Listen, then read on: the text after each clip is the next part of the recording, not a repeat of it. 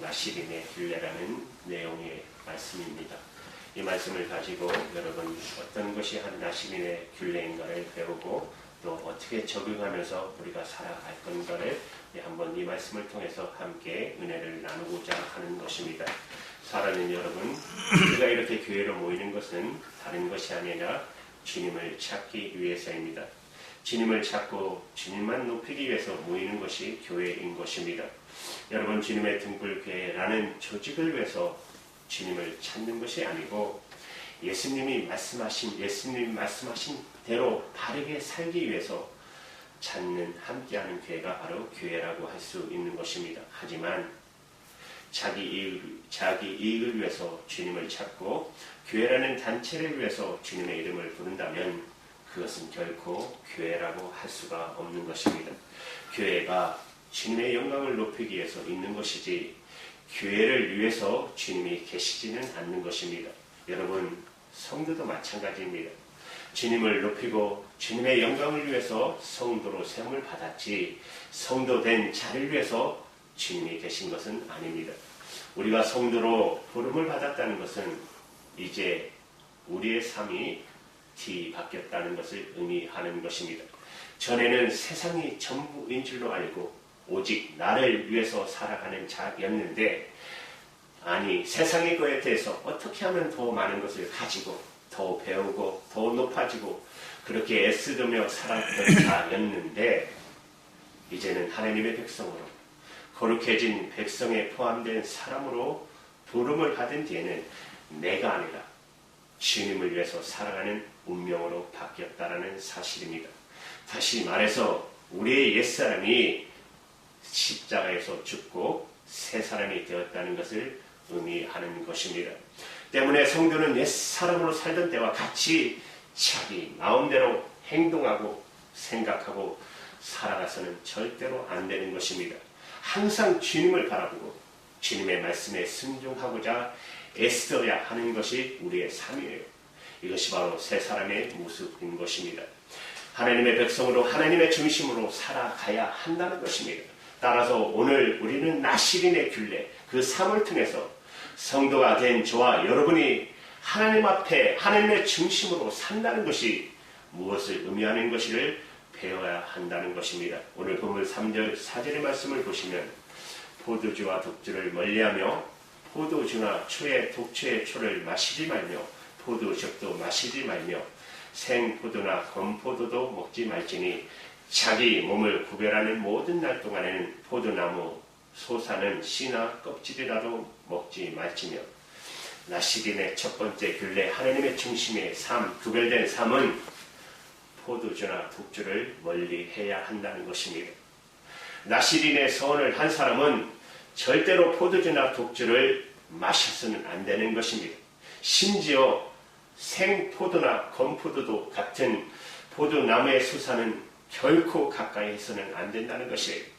나시린은 오직 하나님의 지배를 받는 사람이기 때문에 나시린의 서원을 한 사람은 선하는 기간 동안은 반드시 포도주와 독주로부터 자신을 완전히 분리시켜야 했습니다. 심지어 여러분 생포도나 건포도도 먹을 수 없고 포도의 씨나 껍질도 먹어서는 안 되는 것이었습니다. 특히 여러분 포도주는 왜 그랬을까요? 바로 향락과 방탕을 상징하는 것이기 때문에 경건하게 살아야 하는 나시린에게 있어서는 절대로 금지해야 되었던 것입니다. 나시린은 모든 육체적인 즐거움으로부터 철저히 자신을 구별시켜야 했었습니다. 하지만 더 중요한 이유는 포도주와 독주는 사람의 이성을 마비시킬 뿐만 아니라 마시는 사람 전체를 지배하는 습성을 가지고 있기 때문입니다. 한국에 여러분 이런 말이 있죠. 맨 처음에 사람이 술을 먹습니다. 술이 사람을 먹어버린다는 것입니다. 그렇죠. 술 많이 이렇게 하시는 분들, 졸기하는 사람들 보시면 그렇잖아요. 처음에는 즐겁게 술을 마셔요. 근데 지나가다 보면 이성을 잃어버리고 결국 술이 사람을 먹어버리게 되지 않습니까? 그만큼 술은 사람을 지배할 수 있다는 것입니다. 또 술 취한 사람은 자신이 어떤 말을 했는지 어떤 행동을 했는지 알지 못할 때가 많이 있습니다. 여러분 가끔 예배 인터넷에 보니까 올라와 있던데 이 남편이 술 취하면은 이게 옷을 벗는 사람이 되고 정신을 잃어버려서 한날은 오다가 자기 집인 줄 알고 놀이터에서 옷을 다 벗고 누가 신문지를 덮어준 거야. 그만큼 이성을 잃어버리는 것이죠. 사람은 자신이 어떤 말을 했는지 어떤 행동을 했는지 술 취하면 알지 못하기 때문에 그렇죠. 여러분, 나시리는 성령에 붙들려 사는 사람인 것입니다. 오직 하나님의 능력에 붙잡혀 일을 해야 하고 하나님의 성령에 취해서 성령이 시키는 대로 말하고 생각하고 행동해야 한다는 것입니다. 그런데 술에 취하면 성령에 취할 수 없기 때문에 하나님은 나시린이 술의 지배를 받는 사람이 아니라 오직 하나님의 지배를 받는 사람이야 하겠다고 여기셨어요. 그래서 나시린이 오직 하나님이 의지하는 사람이 되게 하시려고 하다못해 포도나무의 모든 소산을 멀리하기를 원하신 것입니다. 그리고 이제 두 번째 나시린의 두 번째 균례는 하나님의 중심된 구별된 삶은 절대로 머리에 칼을 대지 않는 것입니다. 그 의미가 5절의 말씀에 나와 있는데요. 그 서원을 하고 구별하는 모든 날 동안은 삭도를 도무지 그 머리에 대지 말 것이다. 자기 몸을 구별하여 여호와께 드리는 날이 차기까지 그는 거룩한 즉 그 머리털을 길게 자라게 할 것이며 나시린의 서원을 한 사람은 절대로 머리에 칼을 대면 안 되는 것입니다. 이는 그가 하나님의 소유라는 구별된 표시였고 그의 긴 머리는 구별된 삶을 살게 하는 동기가 되기 때문입니다. 전에 제가 일하던 곳이 스탠우드에서 일했는데 거기 보면 유대인의 집창촌이 있었어요. 그런데 가끔 이 납비 옷을 하고 사시는 분들이 나타나요. 까만 옷에 하고 머리도 이렇게 큰 거 쓰고 근데 그분의 특징들 보면 스윙이 막 머리도 이렇게 길시고 아마 그런 전통을 아직도 따르고 있는 이스라엘 사람 같아요. 납비라는 사람이겠죠. 이스라엘 사람들은 머리카락 수염을 길더라도 단정하게 기른 것이 간행이었어요. 제사장들도 그 간행은 벗어나지 않았습니다. 하지만 유독 나시린은 그러지 않았습니다. 그들은 절대로 머리에 칼을 댈 수 없기 때문에 서원하는 기간 동안 머리를 전혀 다듬지 않고 길게 자라게 했던 것입니다. 그 이유는 머리는 권위의 상징이기 때문에 머리는 그 사람을 나타내는 것이고 그 사람의 전부라고 해도 과언이 아닌 것입니다. 나시린들은 머리를 기르면서 자신의 주관자가 하나님심을 선포했던 것입니다. 여러분, 대표적인 나시린은 누구죠? 성경에 삼손이죠. 삼손. 얼마나 힘이 좋았습니까? 그 한 사람이 도무지 블레셋 방백들이 당해내지를 못했어요. 수백 명이 와도 끝도 안 했어요. 그 비밀을 알고자 블레셋 방백들이 누구를 시키죠? 데릴라를 꼬시지 않습니까? 돈을 주고 비밀을 알아라. 저 힘이 도대체 무엇이냐? 3번이나 물었는데도 다 거짓말했죠. 안 알려줬죠. 근데 삼손도 마지막 4번째 남자는 여자 조심해야 됩니다.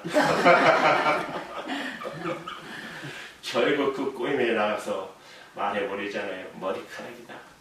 술 취해 잠자고 있는데 머리카락을 잘랐더니 뭐 힘이 없었잖아요. 결국 동물처럼 눈을 뽑히고 이렇게 방안을 끊는 그런 걸로 전략해버리고 말았지 않습니까? 그만큼 나시린은 머리가 바로 하나님의 권위인 것입니다. 하나님의 주신 것을 잃어버렸기 때문에 무슨 힘이 있겠어요? 그게 바로 자기의 성별하신 하나님의 뜻이었는데 그러니까 긴 머리는 하나님께 복종하는 존재임을 나타내는 것입니다. 게다가 긴 머리는 그 사람이 하나님께 구별된 존재임을 다른 사람에게 보여주는 역할도 했던 것입니다. 그렇기 때문에 나시린은 자연스럽게 행동과 말에 있어서 구별된 삶을 살아야 했습니다.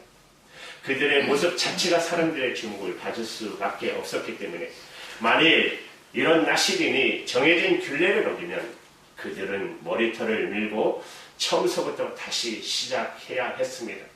지금까지 균례를 지키며 살았던 지간 시간은 그대로 다 잃어버리고 말게 되는 것입니다. 하나님께서 사역한 나시린은 틴도 없고 흠도 없이 순전해야 했기 때문에 하나님은 나시린의 균례를 통해서 순전함을 유지하는 것을 대단한 헌신과 각오가 필요한 것임을 그들에게 알려주신 것입니다. 이제 여러분 마지막 세 번째 나시린의 균례, 하나님의 중심의 삶, 구별된 삶은 절대로 실체를 가까이 하는 삶입니다. 그 의미는 5, 7절의 말씀에 나와 있습니다. 그 부모, 형제, 자매가 죽을 때라도 그로 인하여 몸을 더럽히지 말 것이니 이는 자기 몸을 구별하여 하나님께 드리는 표가 그 머리에 있음이니라. 나시린의 서원을 한 사람이 시체를 가까이에서는 절대로 안 됩니다. 설령 부모나 형제, 자매가 죽었다 할지라도 몸을 더럽혀서는 안 되는 것입니다. 나시린이 주의할 또 하나의 균례는 절대로 시체를 가까이에서는 안 된다는 사실입니다. 하다못해 부모나 형제, 자매가 죽었다 할지라도 예는 아니었습니다. 가혹하다고까지 여기는 이 균례는 나시린의 우선순위가 언제나 하나님의 중심이야 함을 우리에게 보여주는 것입니다. 하나님께서 보실 때 여러분 죽음은 죄와 불순종으로부터 왔기 때문입니다. 우리의 입장에서 하나님의 입장에서 보았을 때 죽음이라는 것은 전혀 하나님께서는 인정하시지 않는 상태입니다. 비정상인 상태인 것입니다. 하나님은 죽음을 만드시지 않았어요. 하나님에 있는 사람은 결코 죽을 수 없기 때문에 죽음은 하나님과 의의 유로 인해 죄로 인해서 불려온 것이기 때문에 그래서 나시린은 하나님께 온전히 헌신한 사람이기에 나시린만큼은 죽음의 상태에 있는 어떤 존재라도 가까이 하지 못하게 하신 것입니다. 혹시 나시린이 예상하지 못한 시체와 접촉이 있게 되더라도 이 법칙은 예외 없이 적용되었던 것입니다. 또 만약 나시린의 옆에서 죽은 사람이 생겨서 나시린이 그와 접촉하면 나시린의 서원은 깨어지게 된 것입니다. 그러면 나시린은 또다시 머리를 깎고 다시 나시린의 정결 예식을 거쳐야 했고 그때부터 나시린을 새로 시작했습니다. 나시린은 영원한 생명이신 하나님과 동의하는 사람이기 때문에 영원한 생명과 완전히 반대되는 죽음이라는 것에서는 어떤 경우에도 노출되어서는 안 된다는 것이에요. 나시린은 오직 생명만 연결되어 있는 사람입니다. 사랑하는 여러분, 오늘 우리는 이 나시린 균례를 통해서 삶을 통해서 하나님께 자신을 드려지는 삶, 하나님께 헌신된 삶이 어떤 것을 배워야 하는 것입니다. 지금 이 시대의 불신앙과 이단이 설치고 사이비가 설치고 교회 아닌 교회가 설치는 이 어둠의 시대에 우리는 나시린에게서 참된 신앙이 무엇인지를 배워야 하는 것입니다. 나시린의 삶을 외면하고서는 여러분 성도로 산다고는 말할 수가 없는 것입니다. 여러분 세상에서 구별이 없이 자신을 하나님께 헌신한다고 말할 수 없는 것입니다. 헌신이란 여러분의 물질을 바치고 시간을 바치고 내 노력을 바치는 것을 말하는 것이 아닙니다. 헌신이란 구별입니다. 하나님을 사랑하기 때문에 하나님이 내 인생의 주인이기 때문에 나는 내 마음대로 살지 않겠다. 내가 하고 싶은 대로 안 하겠다. 바로 이것이 헌신입니다. 이런 헌신 없이 저와 여러분은 성도라고 해서는 안 되는 것입니다. 오늘 말씀에 나오는 나시린의 구별을 단순히 세상적인 것을 안 한다는 것으로 생각하지 마시기 바랍니다. 여러분 요새 트로트가 유행하잖아요. 그죠? 뭐 텔레비만 틀면 트로트더라고요. 유행가 부르지 않고 술, 담배 안 하는 것을 구별이라고 생각하지 말라는 것이 아니라 세상을 자신의 즐거움을 위해서 살지 말라는 것이에요. 나시린의 구별은 세상을 나 자신의 즐거움을 위해서 살지 않는 것을 말하는 것입니다. 여러분 이미 나시린으로 살겠다고 자원한 사람은 세상에 주는 즐거움보다 하나님께서 주시는 은혜와 기쁨과 즐거움이 있기 알기 때문에 세상이 사람들이 다 하는 거 못 해봤다고 억울해해서는 안 되는 것입니다. 여러분 억울한 거 있으세요? 저는 이렇게 중간에 목회자가 됐지만 제 친구는 어렸을 때부터 그 교회를 쭉 왔었어요. 아버지가 목회자인데 하나님께 바친 것이죠. 그래서 19살 때부터 전도사 생활을 대학교 2학년 때부터 시작해서 계속 지금도 목회를 잘하고 계신데 그 친구하고 얘기하면 가끔 그런 얘기해요. 자기는 청춘이 젊었을 때 그걸 한 번도 누려보지를 못했으니까 그 길로만 계속 왔으니까 목회자의 길로 시간 되면 가서 찬양 인도하고 말씀 가르치고 거하고 이러니까 그런 얘기를 해요. 야, 너는 그래도 세상 많이 봤지? 나는 못 봤어. 그래서 그래도 자기는 좋대요. 그게 억울하지 않대요. 그게 맞는 얘기다. 여러분 부자로 살지 못한다고 한탄할 필요도 없습니다. 여러분 이게 주님의 등불에 부흥되면 좋지만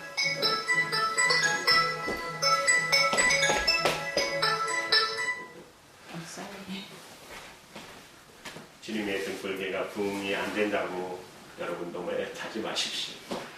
세상이 주는 기쁨 대신 이미 하나님의 기쁨으로 채워져 있기 때문입니다. 우리가 한탄해야 하는 것은 세상 것을 누리지 못한 것 때문에 아니라 우리가 하나님께 좀 더 가까이 나가지 못한 것으로 한탄하시기 바랍니다. 형제 자매를 좀 더 사랑하고 좀 더 섬기지 못한 것을 두고 애가 타야 하는 것입니다. 이런 마음을 가지고 살아가십니까? 그렇다면 저와 여러분들은 세상과 구별된 길로 나가고 있는 그리스도임을 라고 말씀드릴 수 있습니다. 여러분 하나님은 이미 이 땅에서 나시린을 찾으셨습니다. 그러나 찾지 못하셨습니다. 창세기부터 요한계시록까지 수많은 선지자와 수많은 믿음의 사람들이 있었지만 하나도 나시린의 삶을 살지 못하셨습니다. 그래서 하나님은 나시린 대신 분을 보내주셨습니다. 그분이 바로 예수 그리스도이십니다. 예수님은 이 땅에서 완벽한 나시린의 삶을 사셨습니다. 이 세상에서 온전히 구별된 삶을 보여주셨고 마지막에는 자신의 몸을 십자가의 희생 제물로 바쳐서 저와 여러분을 우리를 구원하신 것입니다. 저는 오늘 여러분에게 나시린이 되라는 말씀을 감히 드리지 못합니다. 우리는 나시린으로 살 수 없기 때문에 저도 마찬가지고 단지 말씀드릴 수 있는 것은 나시린의 삶을 통해서 하나님의 중심, 구별된 삶을 배우고자 하는 것입니다. 우리가 이 땅에서 보여야 할 신앙의 모습은 어떤 건가를 나시린의 삶을 통해서 배워야 한다는 사실입니다. 그리고 세상에 관심을 두고 살기보다는 주님께 관심 들고 살자는 것입니다. 그래서 주님께 헌신하는 삶이 어떤 건가를 우리를 통해서 반드시 나타나야 한다는 것입니다. 이것이 나시린 대신 예수 그리스도 안에서 영적 나시린은 그리스도인의 삶의 모습이기 때문에 결국 오늘날 나시린은 그리스도 안에서 그리스도를 닮아가는 사람들입니다.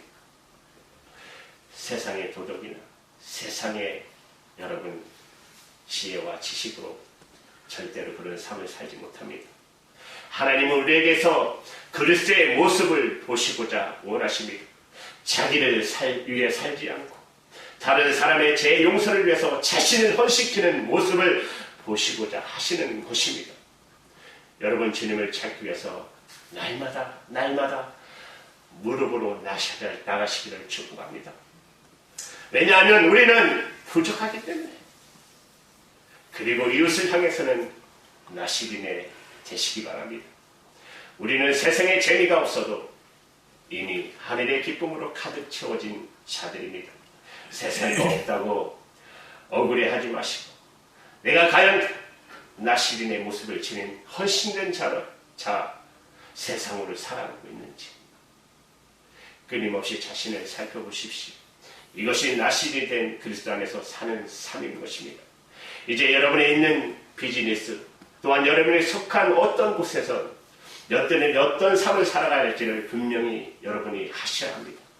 왜냐하면 우리를 통해서 나시는 대신 예수 그리스도의 구별된 삶의 모습이 반드시 나타나야 하기 때문에 여러분이 이제 나신 대신 예수 그리스도 안에서 구별된 삶, 헌신된 삶을 힘있게 살아가는 저와 여러분 되기를 주님의 이름으로 축복합니다. 아멘.